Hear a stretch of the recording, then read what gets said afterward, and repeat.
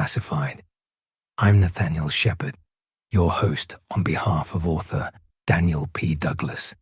In this series, we reveal real Cold War secrets and excavate the classified details your government hoped you'd never discover. And here we go. The Maury Island Incident, the other 1947 UFO case that set the template. When America's first flying saucer report established every pattern we'd see again, including dead investigators. It was June 1947, and America's intelligence apparatus was undergoing its most dramatic reorganization since Pearl Harbor. The National Security Act was weeks from passage. The CIA wouldn't exist until September. The Air Force was still part of the Army for another month. In this institutional chaos, with nobody quite sure who was supposed to investigate what, something allegedly fell from the sky over Puget Sound. This wasn't Roswell. That incident would capture headlines 3 weeks later. This was Maury Island, and while history would largely forget it, the case would establish every element that would define UFO encounters for the next 7 decades. Mysterious craft, physical evidence that vanished, men in black suits, official denials, and investigators who died under questionable circumstances. The fact that it was probably a hoax, that only makes it more significant, because even as fiction, it created the template for how America would process the unexplained. The reported incident. Harold Dahl, a harbor patrolman salvaging logs near Maury Island, Washington, claimed that on June 21, 1947, 6 donut-shaped aircraft appeared overhead around 2 p.m., hovering at about 2,000 feet.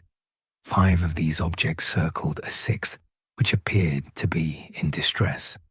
According to his account, the troubled craft ejected a substance resembling white metal or slag, raining down onto his boat.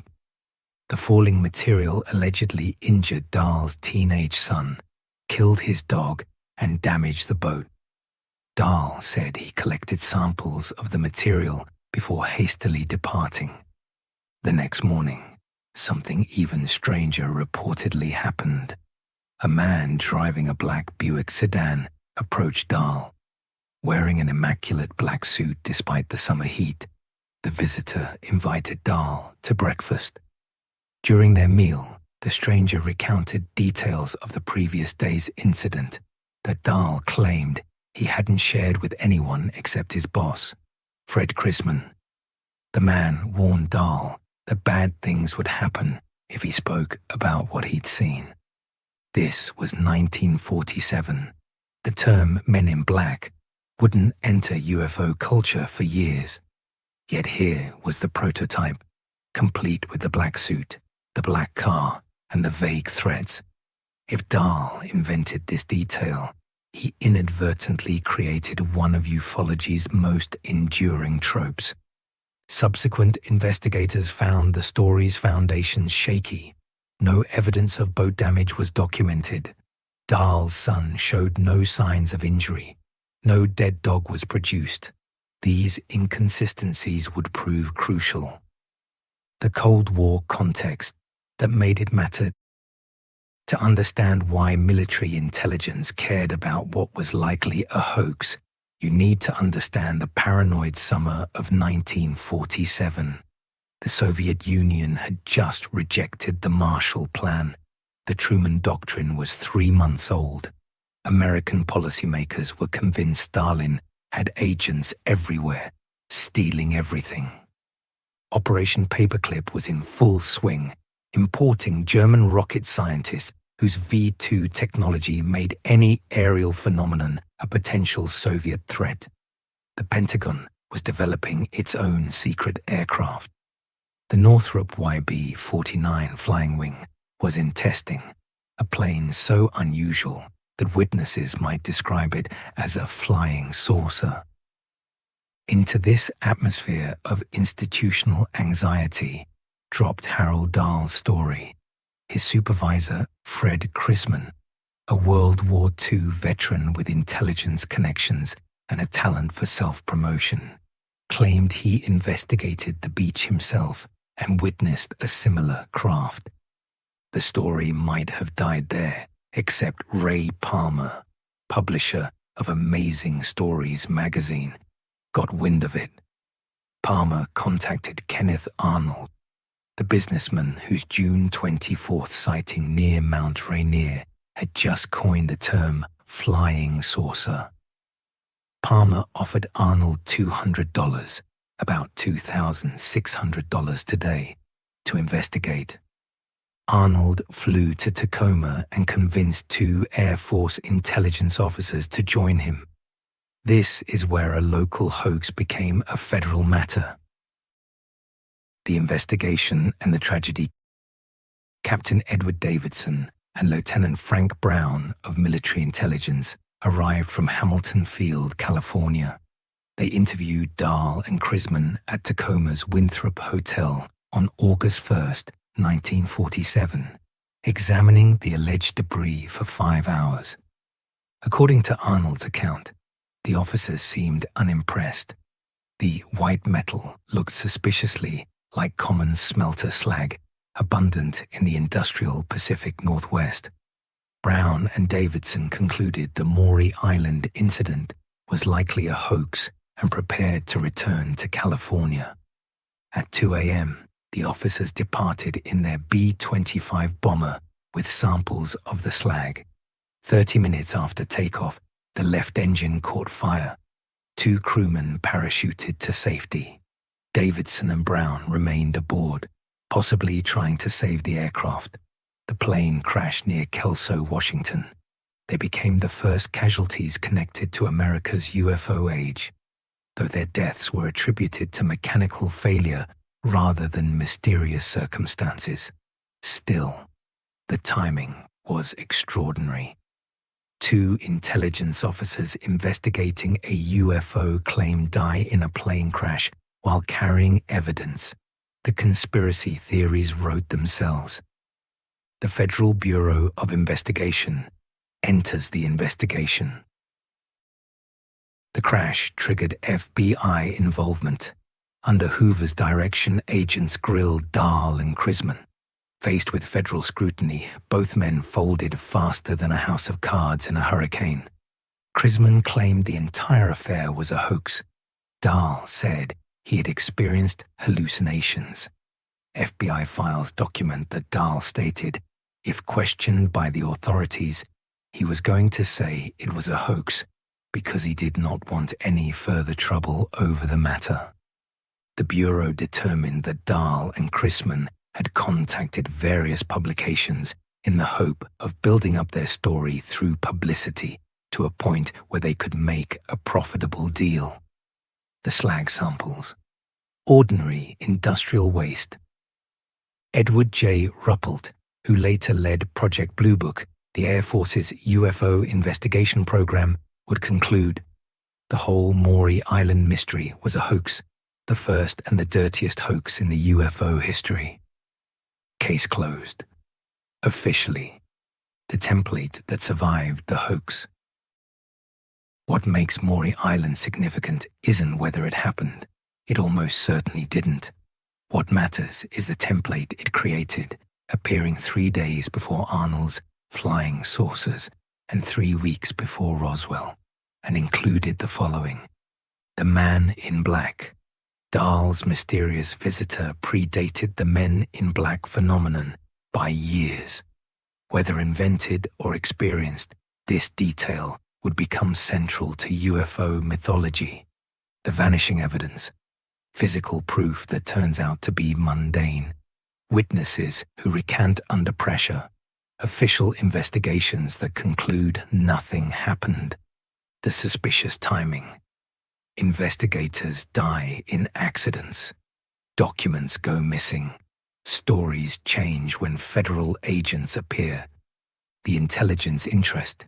Military intelligence taking hoaxes seriously enough to investigate reveals Cold War anxiety about aerial phenomena. Fred Krisman adds another layer of intrigue. In the 1960s, New Orleans District Attorney Jim Garrison would allege Krisman was one of the 3 tramps photographed near Dealey Plaza during Kennedy's assassination. While historians dismiss this connection, it illustrates how Maury Island's players remain suspicious figures in conspiracy culture. Why a 1947 hoax still matters. The Maury Island incident occurred at a unique moment. The national security state was being born, nuclear anxiety was peaking, and Americans were primed to see threats in the sky. The institutional chaos of mid-1947, with agency still forming and responsibilities undefined, created perfect conditions for confusion. Some researchers suggest Maury Island might have been an early psychological warfare experiment, testing how populations respond to extraordinary claims. Others maintain it was simply opportunistic fraud that spiraled out of control when people died. The most plausible explanation. Dahl and Krisman concocted their story for profit, but the timing proved extraordinarily coincidental. Just 3 days before Arnold would make flying saucers a household term. When Arnold's story exploded nationally, suddenly everyone wanted to investigate Maury Island retroactively. When military investigators got involved and tragedy struck, Dahl and Krisman found themselves in deeper than anticipated. The cultural legacy. Today, Maury Island has been embraced by Pacific Northwest culture. In 2014, local filmmakers produced a short film telling Dahl's version. In 2017, the Washington State Senate passed a resolution acknowledging the incident's 70th anniversary. Des Moines, Washington, hosts an annual Men in Black birthday bash.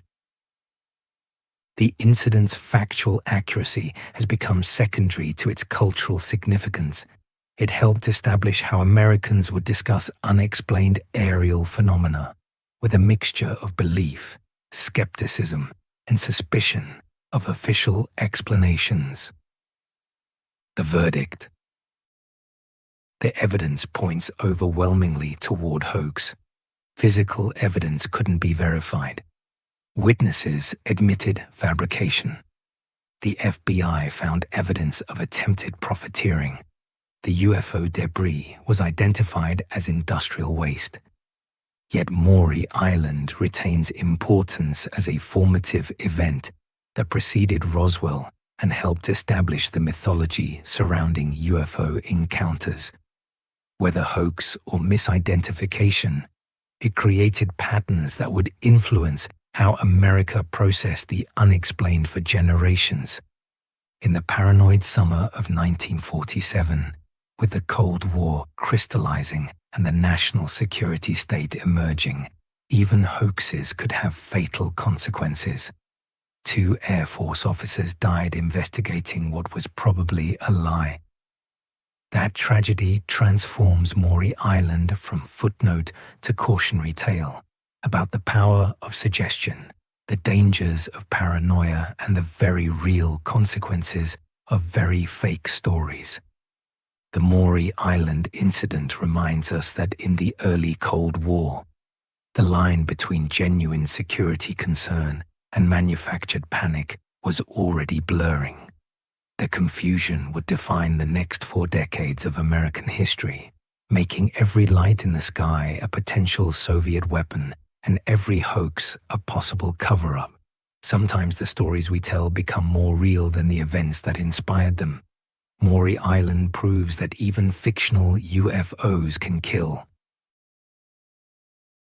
And there it is, another documented descent into the declassified, filed properly, stamped accordingly, and revealed at last.